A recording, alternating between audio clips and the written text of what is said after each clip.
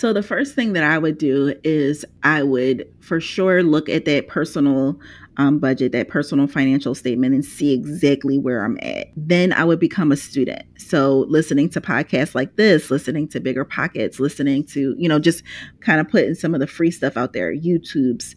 There's a lot to learn. And I am a person that is not necessarily the most organized. I'm either very, very organized or not organized at all. So organizing myself to be able to have on my calendar 30 minutes a day to devote to what I want to do. The thing about that is that usually when you do 30 minutes and you start really learning stuff, you want to spend even more time learning. I would start with 30 minutes and then I would go ahead and train myself every single day, before the kids go off to school or when they're asleep at night. Instead of watching television, turn that off.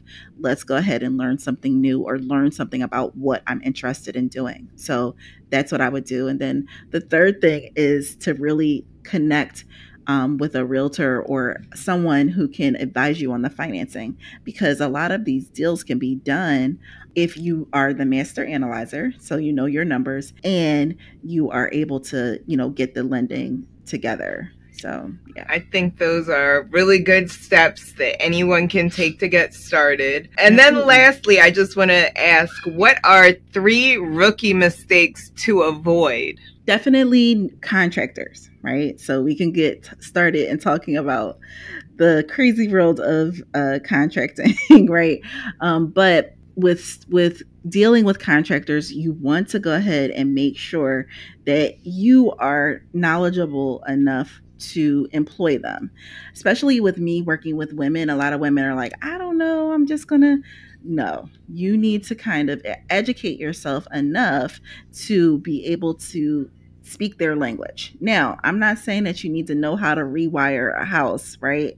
But knowing the order of operations on any project is essential. So you're going to start with the outside, make that outside waterproof, then move into the inside, do your demo, go ahead and frame up your house if you're doing something that requires new sheetrock. Get your plumbing, get your electrical in there, get some checks in there, right? So get some inspectors to come in and check. Then you're going to put your sheetrock. Then you're going to go through the process of your finishes, like your flooring and your windows and all the things, right? And so knowing that, I think that if you know that, that would definitely help you not be so like, I don't know, right? And so we write them out. We write out exactly what needs to happen, and then you know who you need to look for in order for it to make it happen.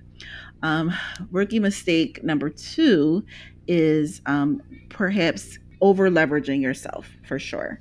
So a lot of times, especially in this Instagram age, everybody is like, yeah, you can get these hard money loans and things.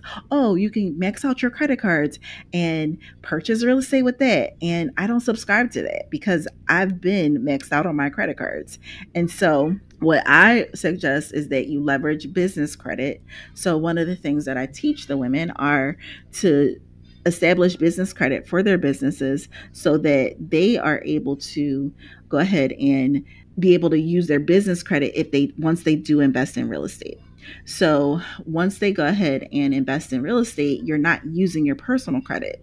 One of the main reasons that you don't want to do it is because after you're in that hard money loan, you need to refi, you don't want to have your credit maxed out and a lender say, well, wait a minute, all your credit cards are at 100%. It doesn't look good. On your business, it doesn't matter, right? And so you want to leverage and establish that business early on so that you are a real business and not just like kind of not doing things, above board. So the business bank account, the business credit card, that type of thing for sure. Then third rookie mistake is, I think, not getting a mentor or getting someone who is where you are. Right. And so, getting with someone who is where you want to be, meaning that if you want to purchase apartment buildings, then your mentor should be purchasing apartment buildings, right? If you want to, mentorship is important. And I think that had I known that early on, I probably would have adopted that a lot sooner. I think that I did have like some early mentors unofficially, but having someone who's like literally, you know, your real estate coach, your business coach, your whatever, is really going to be able to get you to that next level a lot sooner. Now, I made a ton of mistakes because I didn't have anybody telling me otherwise. Do I recommend it? Some people need to have that school of hard knocks just to, so they don't make that mistake again. But some people are just like, yeah, I'm not really trying to make a ton of mistakes, Right. so I need someone to to coach me through. And you know, I think that that could definitely be a rookie mistake of just not having some sort of mentorship out there for sure.